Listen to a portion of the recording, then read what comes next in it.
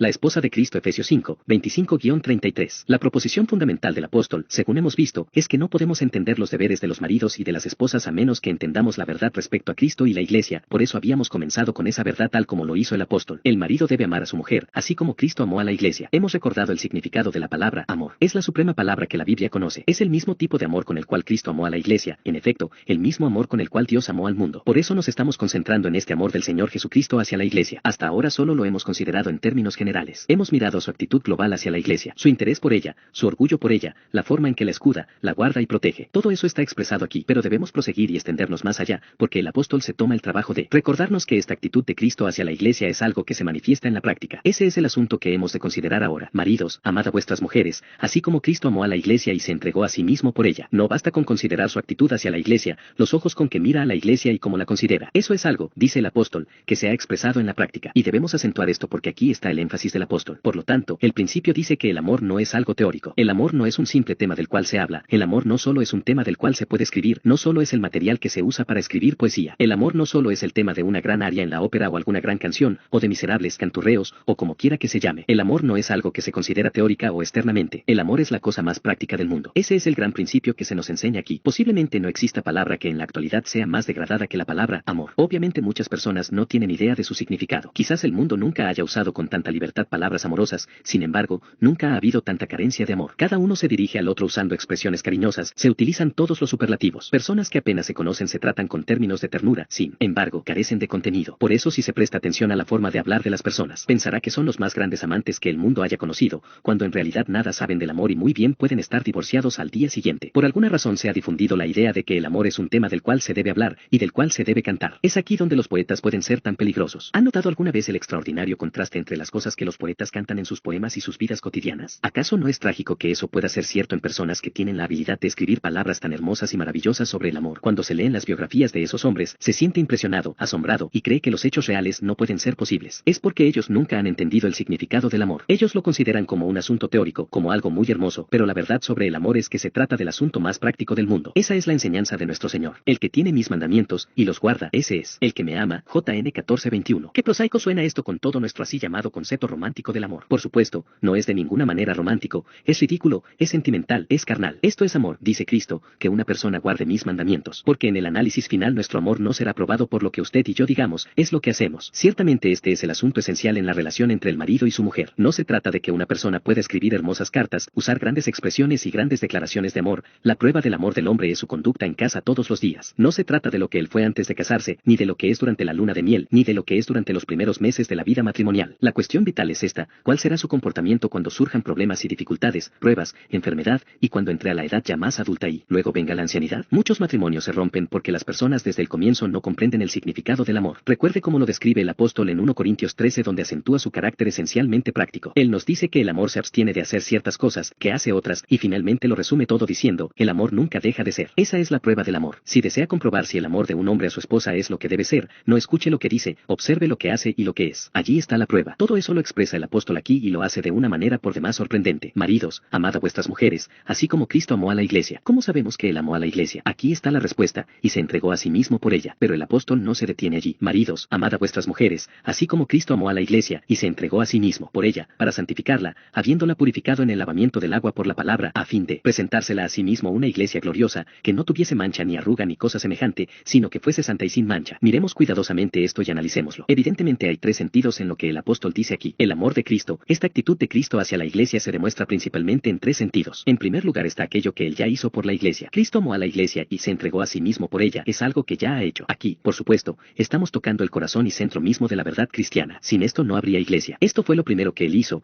y fue algo absolutamente esencial. Este es el fundamento. Y por eso el apóstol dice, escribiendo a los Corintios, ningún hombre puede poner otro fundamento. Esto es Jesucristo y lo que él ha hecho. Por eso el apóstol estaba decidido a no conocer nada entre ellos, sino a Jesucristo y a él crucificado. Sin este fundamento no habría habido Iglesia en Corinto ni en ninguna otra parte. Y, por supuesto, esta es una verdad que se acentúa en todas partes de las Escrituras. Recuerde la historia del apóstol despidiéndose de los ancianos de esta iglesia de Efeso. Se encuentra el relato en Hechos 20. Él dice, mirad por vosotros, para apacentar la iglesia del Señor, la cual él ganó por su propia sangre. Eso es parte del gran romance de Cristo y la iglesia, del esposo y la esposa. Él tuvo que comprarla antes de tenerla por esposa. Aquí el apóstol lo pone en términos de la iglesia como un todo, pero recordemos claramente, y tengamos un concepto claro acerca de ello, que esto tiene vigencia para cada uno de nosotros, para cada cristiano, cristiano, para cada miembro de la iglesia. El apóstol no vacila en afirmar esto respecto de su propio caso. En Galatas 2:20 dice, Hijo de Dios, el cual me amó y se entregó a sí mismo por mí. Cristo amó a la iglesia y se dio a sí mismo por ella, es cierto, pero también por mí, por cada uno de nosotros como individuos. El apóstol ya ha introducido este gran tema en esta misma epístola. Lo hizo en 1:7 donde dice, en quien tenemos redención por su sangre, el perdón de pecados según las riquezas de su gracia. Este también es el gran tema del segundo capítulo. Pero ahora en Cristo Jesús, vosotros que en otro tiempo estabais lejos, habéis sido hechos cercanos, como por la sangre de Cristo. Él es nuestra paz, derribando la pared intermedia de separación. Él la ha abolido, como en su carne, y mediante la cruz reconciliar con Dios a ambos en un solo cuerpo, matando en ella las enemistades. Y en efecto, en este preciso capítulo que estamos considerando, el quinto capítulo, él ha introducido el mismo pensamiento en el versículo 2, sed, pues, imitadores de Dios como hijos amados, y andad en amor y se entregó a sí mismo por nosotros, ofrenda y sacrificio a Dios en olor fragante. Él lo sigue repitiendo, y nosotros también debemos seguir repitiéndolo. Algunos necios dicen, pero la cruz solo se aplica a mi conversión, a mi salvación original, después yo sigo. No, los creyentes nunca se apartan de esto. Esto es algo que nunca deberíamos desear olvidar, es algo que continúa. Esto no solamente es el fundamento y la base, sino también es la fuente de la vida y el poder que continúa. Cristo amó a la iglesia, y se entregó a sí mismo por ella. Entonces, lo que Pablo está diciendo es esto, y se trata de doctrina suprema. No hay doctrina mayor que esta, que cuanto hizo el Señor Jesucristo lo hizo por la iglesia. Cristo amó a la iglesia, y se entregó a sí mismo por ella. En su gran oración sacerdotal nuestro Señor recuerda a su Padre este hecho tal como quedó registrado en Juan 17. Allí lo expresa de esta manera, Padre, la hora ha llegado, glorifica a tu Hijo, para que también tu Hijo te glorifique a ti, como le has dado potestad sobre toda carne, para que dé vida eterna a todos los que le diste. Ellos son suyos, ellos son la iglesia. Él dice, no te ruego por el mundo, sino por los que me diste. Y aquí se nos recuerda que Él murió por la iglesia. Nunca debemos quitar nuestra vista de esto. Él murió por la iglesia, por nadie más que por ella murió. Su muerte, según nos recuerda Calvino y otros expositores, por el hecho de ser eterna y por el hecho de ser el Hijo de Dios es suficiente para todo el mundo, pero solamente es suficiente para la iglesia. El propósito de su muerte fue redimir a la iglesia. Él se dio a sí mismo a la iglesia y a todos los que le pertenecen cuando ella sea completa, perfecta y entera. Dios lo sabía todo desde la eternidad y el Hijo vino y se dio a sí mismo por la iglesia. Lo que debemos recordar entonces es que nunca podríamos estar disfrutando de ninguno de los beneficios de esta vida cristiana si Él no hubiera hecho esto. Usted y yo tenemos que ser rescatados y redimidos antes de poder pertenecer a la iglesia. Ninguna otra cosa nos convierte en cristianos. De paso recordemos esto. Puede ser la persona de la moral más alta en todo el mundo, pero eso nunca le hará un cristiano. Ello nunca lo convertirá en un miembro de Cristo, nunca le hará un miembro de la iglesia. Hay una sola cosa que convierte al hombre en miembro de la iglesia y es que Cristo le ha comprado con su propia sangre y que Él murió por esa persona y la redimió. Esta es la única entrada a la iglesia verdadera, no la visible, sino a la verdadera, la invisible, el cuerpo espiritual de Cristo. Somos salvados por su preciosa sangre. Pero, nótese que aquí, y particularmente aquí, la gran preocupación del apóstol es acentuar la verdad desde el punto de vista de la grandeza del amor de Cristo hacia la iglesia. ¿Por qué hizo aquellas cosas y cómo hizo esas cosas por nosotros? En muchas partes de las escrituras tenemos la respuesta. ¿Cómo debería amar un marido a su esposa? Como Cristo amó a la iglesia y se entregó a sí mismo por ella. ¿Qué implica eso? Quizás la mejor declaración a este respecto se encuentra en Filipenses 2:5. Haya, pues, en vosotros este sentir que hubo también en Cristo Jesús, el cual, siendo en forma de Dios, no estimó el ser igual a Dios como cosa a que aferrarse, sino que se despojó a sí mismo, tomando forma de siervo, hecho semejante a los hombres, y estando en la condición de hombre, se humilló a sí mismo, haciéndose obediente hasta la muerte, y muerte de cruz. ¿Qué significa esto? Significa que esa es la forma en que Cristo amó a la iglesia, y se entregó por ella. No se consideró a sí mismo. Ese es el primer punto. No estimó el ser igual a Dios como cosa a que aferrarse. Esto significa que no consideró el ser igual a Dios como un premio al cual aferrarse. Él era el Hijo eterno de Dios. Él había compartido esa gloria con su Padre y el Espíritu Santo desde la eternidad. Sin embargo, no se aferró a ella de modo de decir, ¿por qué he de ir a la tierra? ¿Por qué he de poner aparte las señales de mi gloria? ¿Por qué he de descender y permitir que se me golpee y escupa? No, no estimó el ser igual a Dios como cosa a que aferrarse. No lo consideró como algo a lo cual debía aferrarse a toda costa puesto que le pertenecía por derecho. En cambio, se humilló a sí mismo. No tuvo necesidad de hacerlo, no hubo compulsión, sino la que nace del amor. Si el Señor Jesucristo se hubiese considerado a sí mismo, si hubiese considerado su propia gloria y dignidad eterna, nunca habría habido una iglesia. Él era aquel a través de quien todas las cosas habían sido creadas. Todos los ángeles lo adoraban y todos los grandes poderes y principados le tributaban obediencia. Lo adoraban como el Hijo y lo glorificaban. ¿Qué sería si Él hubiese dicho, oh, no puedo alejar todo eso de mí, debo tener este respeto que se me debe, debo tener mi propia posición? Él hizo justamente lo contrario, se humilló a sí mismo, nació como un bebé en la semejanza y forma de un hombre. Y no solo eso, incluso se hizo un siervo. Absolutamente no pensó en sí mismo. Si lo hubiera hecho, ninguno de nosotros habría sido salvo y no habría iglesia. Él no habló de sus derechos, no habló acerca de lo que le correspondía, no dijo, ¿por qué he de sufrir? ¿Por qué he de humillarme a mí mismo? Él no consideró el precio, no consideró la vergüenza. Él sabía lo que estaba en pecado, sabía que sería golpeado por aquellos fariseos y escribas y saduceos y doctores de la ley, y que el pueblo lo escarnecería, y que le arrojarían piedras y que le escupirían. Él sabía que pasaría todo ello aunque nada había hecho para merecerlo. Entonces, ¿por qué lo hizo? Por la iglesia, por su amor a la iglesia. Se humilló a sí mismo, haciéndose obediente. Él tenía un solo pensamiento y ese era el bien de la iglesia, el cuerpo, que llegaría a ser su esposa. Él estaba pagando por ella, la estaba comprando, sin pensar más que en ella. No era él, sino ella. Haya pues en vosotros este sentir. Ustedes maridos, amad a vuestras mujeres así como Cristo amó a la iglesia y se entregó a sí mismo por ella. iglesia. Pero hay otro aspecto en esto que debemos acentuar a fin de extraer la profundidad de la enseñanza. Nuestro Señor hizo eso por nosotros, por la iglesia, mientras aún éramos pecadores, cuando aún estábamos sin Dios, mientras aún éramos enemigos. El argumento de Pablo en Romanos 5 usa estos precisos términos: a su tiempo murió por los impíos, siendo aún pecadores. Si siendo enemigos, fuimos reconciliados con Dios por la muerte de su Hijo, mucho más, estando reconciliados seremos salvos por su vida. Nótense estos términos: éramos impíos, éramos enemigos, éramos pecadores, éramos viles y no había nada que pudiese recomendarnos. Ustedes, que creen que tienen que leer romances y se deleitan en la historia de la Cenicienta, miren esto. Miren a la iglesia en su vileza, en sus harapos, en su pecado, en su enemistad, en toda su fealdad. El Hijo de Dios, el Príncipe de Gloria,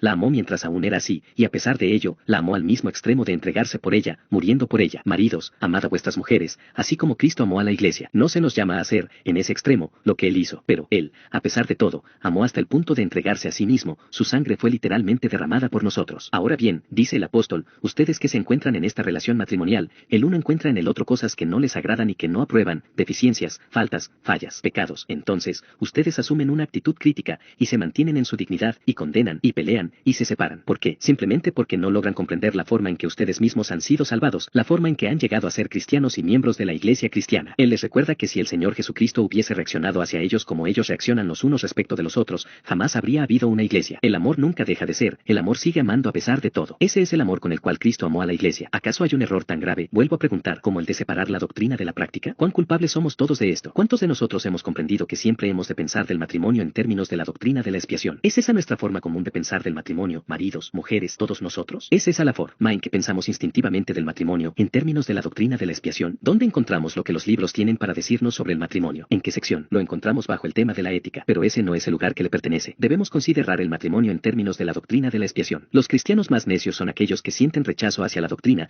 que desacreditan la importancia de la teología, la enseñanza. ¿Y acaso eso no explica por qué fallan en la práctica? Estas son cosas que no se pueden separar. No debe relegar la doctrina de la expiación y limitarla solo a su conversión o al estudio. ¿Por qué tantos cristianos no asisten a los servicios religiosos nocturnos? O, dicen, el sermón va a ser sobre la cruz, es sobre el perdón, y ese es el comienzo de la vida cristiana. Yo ya soy cristiano desde hace muchos años y lógicamente acerca de eso ya no hay nada nuevo que decirme. Cristianos necios, ¿acaso se han cansado de escuchar de la cruz? Es que ya saben tanto de ella y la entienden en una forma tan exhaustiva que ya no puede tocarles. Ah, dice usted, ahora quiero enseñanzas más elevadas, ahora quiero una enseñanza detallada de cómo he de vivir la vida santificada. Pero, nunca va a vivir la vida santificada, a menos que siempre esté junto a esa cruz, y a menos que ella esté gobernando toda su vida, e influenciando toda su perspectiva y cada una de sus actividades. Aquí estamos en lo que se llama la sección práctica de la epístola a los Efesios, la segunda parte, donde Pablo se ocupa de temas cotidianos, sí, pero es precisamente en este contexto que repentinamente nos pone cara a cara con la doctrina de la iglesia, y con la doctrina de la expiación. No puede dejar atrás la cruz, nunca será un cristiano tan avanzado que ella solo le signifique el comienzo. Esa es la forma de arruinar los matrimonios y todo lo demás. No, un amor tan asombroso, tan divino, demanda toda mi alma, mi vida, mi ser entero, siempre. Yo comienzo allí, pero sigo allí, y ay de mí si alguna vez dejo de estar allí. Ese es el primer punto que señala el apóstol, el amor de Cristo. Pero luego, prosigue al segundo punto, a lo que Cristo, movido por este gran amor suyo, está haciendo, o sigue haciendo por la iglesia. Esto el apóstol lo expresa en las palabras, y se entregó a sí mismo por ella, para santificarla, habiéndola purificado en el lavamiento del agua por la palabra, v26. Aquí tenemos otra de esas declaraciones grandes y sumamente vitales. Nótese que este versículo cumple dos funciones principales. La primera es lo que ya he mencionado, y es que nos recuerda lo que el Señor Jesucristo sigue haciendo por la iglesia. Pero, también tiene un segundo propósito. Nos dice por qué hizo lo primero. Se entregó a sí mismo por ella. Ese es el propósito. Allí está su objetivo. ¿Por qué murió Cristo? Él murió para santificarla, habiéndola purificado en el lavamiento del agua por la palabra. Esa es la enseñanza que encontramos aquí respecto de la doctrina de santificación. Todo ello se encuentra aquí: expiación, justificación, y ahora santificación. El primer punto que establecemos y acentuamos es el siguiente: el perdón y la liberación de la condenación y del infierno nunca son un fin ni por sí mismos, y nunca deben ser considerados como tales. Ellos no son sino medios hacia otra meta. No puede quedarse solo con el perdón y la justificación. Miremos más de cerca lo que el apóstol enseña aquí sobre esta gran doctrina de la santificación. El primer principio es que no hay ninguna cosa tan contraria a las escrituras que separar la justificación de la santificación. Muchas personas lo hacen. Ellas dicen, uno puede creer en el Señor Jesucristo como Salvador y entonces serán perdonados sus pecados y estará justificado. Y puede detenerse en ese punto. Luego ellas añaden, por supuesto no debería detenerse allí, debería continuar hacia el segundo paso. Sin embargo, hay muchos cristianos, dicen ellos, que se detienen en ese punto. Son personas que han creído en Cristo para salvación y están justificadas y perdonadas, sin lugar a duda, son cristianos, pero cristianos que no se han apropiado de la santificación. En consecuencia los exhortan a apropiarse de la santificación así como anteriormente se habían apropiado de la justificación. Tal enseñanza es una completa negación de lo que el apóstol está diciendo aquí, y es algo completamente ajeno a las escrituras. La muerte de Cristo no es solo para darnos perdón, y justificarnos, y presentarnos legalmente justificados ante los ojos de Dios. Se entregó a sí mismo por ella.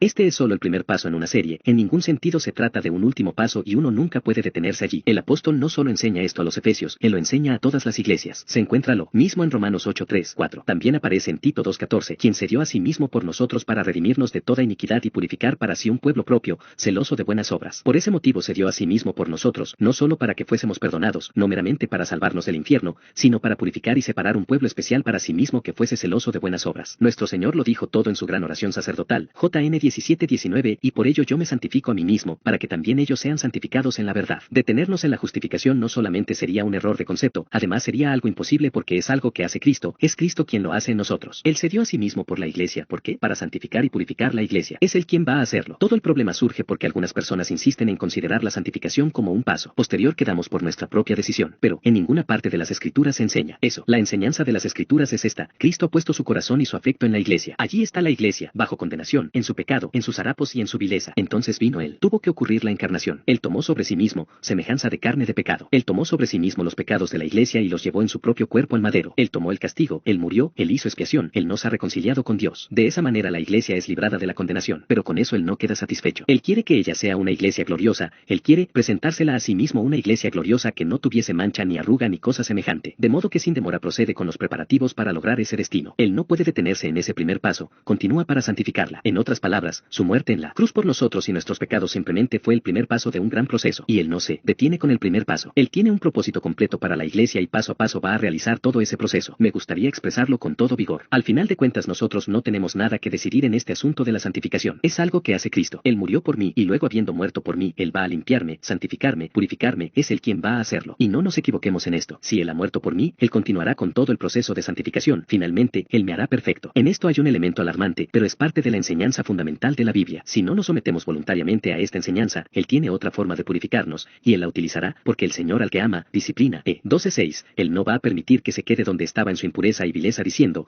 ahora estoy muy bien, Cristo muerto por mí, he sido perdonado, soy un cristiano. Él no se va a quedar con eso. Él le ha amado, le pertenece a Él, y Él le purificará. Si no quiere venir voluntariamente, y de la forma correcta, Él lo colocará en esta escuela de la que hemos leído en Hebreos. Él va a quitar las asperezas, Él va a quitar la inmundicia y la vileza, Él lo va a lavar. Podría ser que sea a través de una enfermedad que Él envíe. Estos predicadores de sanidad, que afirman que Dios nunca envía una enfermedad, están sencillamente negando las Escrituras. Uno de sus métodos es la disciplina. Su posición puede empezar a desmoronarse, puede perder su trabajo, o alguno de sus seres queridos puede morir. Cristiano, porque le pertenece, porque Cristo murió por usted, Él le hará perfecto. En su necedad póngase a Él como quiera, pero Él lo va a vencer, Él va a purificarlo, Él va a perfeccionarle. Esa es la enseñanza, es algo que Él hace. La santificación no es algo que nosotros determinamos. Se entregó a sí mismo por ella, para santificarla, habiéndola purificado en el lavamiento del agua por la palabra. Por lo tanto, el primer principio que debemos comprender es que la santificación es fundamental y esencialmente algo que hace el Señor Jesucristo en nosotros. Él tiene sus propios métodos para hacerlo. Esto incluye, por supuesto, obediencia de nuestra parte. Sin embargo, no debe poner todo el énfasis allí. La decisión respecto de la santificación no nos corresponde a nosotros, es suya. La decisión fue tomada en la eternidad antes de la fundación del mundo. Esta actividad es suya, es una operación suya, y habiendo muerto por nosotros, Él la hará. Si le resiste, lo hará en perjuicio propio. Él conducirá a cada uno de los hijos que han sido llamados a esa gloria final y sempiterna. Tal como se expresa en Hebreos 12, si Él no procede de esa manera con nosotros, somos un bastardo, y no un verdadero hijo. 12, 5-11. Este es entonces el gran principio que constituye la base de esta enseñanza apostólica. ¿De qué manera lo ejecuta Cristo? La respuesta se encuentra en la palabra, santificar, así como Cristo amó a la iglesia, y se entregó a sí mismo por ella, para santificarla. Esta palabra, santificar, es utilizada en muchas formas diferentes en la Biblia, pero su significado principal es poner aparte para Dios, para su posesión peculiar y para su uso. Se ve, por ejemplo, que en Éxodo 19 el monte sobre el cual Dios fue al encuentro de Moisés para darle los 10 mandamientos, fue santificado en ese sentido. Se lo llama el monte santo, porque fue puesto aparte. No hubo cambio alguno en la montaña, pero la montaña fue apartada para el propósito de Dios, para el uso de Dios, para la posesión peculiar de Dios. De la misma manera los utensilios que eran usados en la ceremonia del templo también estaban santificados, habían sido apartados. No hubo ningún cambio material en las copas y las fuentes, pero habían sido apartadas para ser utilizadas solamente en el templo y para el servicio de Dios. Ya no podía ser aplicada al uso común. Ser santificado significa ser apartado para los usos y propósitos especiales de Dios como su posesión peculiar, de manera que nosotros somos pueblo para su propia posesión. Después surge aquí un segundo significado. Puesto que fueron apartados de esta manera, también fueron hechos santos. Ahora bien, en nuestro pasaje aquí no puede haber duda sobre el significado de esta palabra, santificación. Lleva en sí esa primera connotación, para santificarla. Tiene el significado de apartar para sí mismo, separar de cualquier otra cosa para su propia posesión, para su propio uso, para su propio deleite. Aquí no significa sino eso, porque notamos que el apóstol añade la palabra purificar, supliendo el segundo significado de santificación. El apóstol la subdivide en dos pasos. Aquí está la iglesia en sus harapos, en su inmundicia y vileza. Cristo muerto por ella, Él la ha salvado de la condenación. Él la rescata de donde se encontraba y la pone aparte para sí mismo. Ella es librada de la potestad de las tinieblas y trasladada al reino reino de su amado Hijo, Colonia 1:13. Esto significa que ella es transportada fuera del mundo a la posición especial que como iglesia debe ocupar. Esto es algo maravilloso. Esto es lo que el Señor Jesucristo ha hecho con la iglesia. Lo mismo ocurre cuando un hombre descubre que sus afectos y su amor se dirigen a una muchacha de entre mil. Él la escoge para sí mismo, la selecciona de entre todas las demás. Ella será mía, dice él. Así que la separa, la aísla, la santifica, la aparta totalmente. Él la quiere para sí mismo. Esa es la sencilla verdad acerca de cada uno de nosotros como cristianos y miembros de la iglesia cristiana en el sentido real. Se había dado cuenta que el Señor de gloria, el eterno Hijo de Dios, nos ha apartado, nos ha aislado para sí mismo, para que nosotros fuésemos un pueblo de su posesión peculiar. Permítanme recordarles otra vez un Pedro 2:9 que expresa tan gloriosamente esta verdad. ¿En realidad sabe la verdad acerca de sí mismo en este preciso instante? Vosotros sois linaje escogido, real sacerdocio, nación santa, apartada. No somos perfectos ni libres de pecado, pero somos una nación santa, en el sentido de que somos un grupo, una nación de personas apartadas. Y Pedro se extiende aún más allá, un pueblo peculiar, un pueblo para su posesión peculiar y personal, para que anuncien las virtudes de aquel que os llamó de las tinieblas a su luz admirable. Eso es lo que Cristo ha hecho por la iglesia. Él nos ha llamado afuera. Ese es uno de los significados de la palabra, y cliché, los que son llamados afuera. Hemos sido llamados fuera del mundo,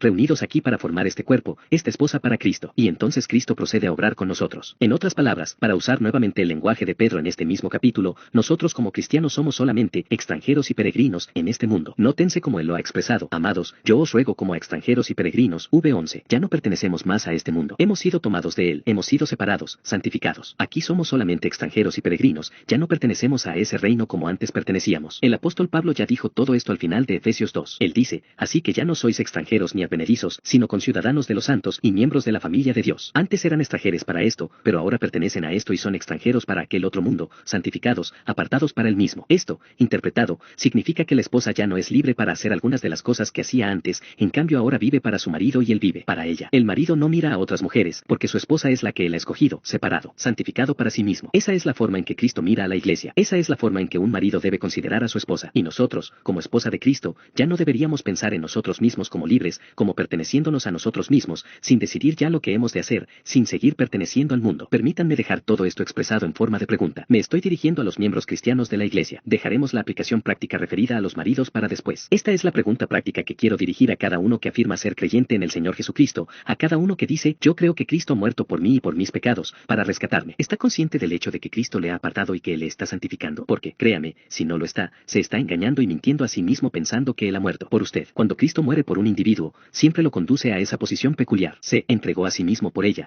Ese fue su primer paso, pero nunca se queda allí. Ese es el paso preliminar que lleva a la santificación. De modo que es en vano decir que Cristo ha muerto por nosotros si no somos conscientes de que Él nos ha separado. Sabe con certeza que ya no pertenece al mundo, que ha ocurrido un cambio en su ser, que ha sido transportado, que ha sido trasladado del reino de las tinieblas al reino del amado Hijo de Dios. ¿Siente usted ser un extraño aquí? Dice con Pablo, nuestra ciudadanía está en el cielo, Fil 3:20. Él se dio a sí mismo por ella, para poder ponerla aparte para sí mismo, su propia posesión peculiar. Qué inmenso privilegio es llegar a ser cristiano.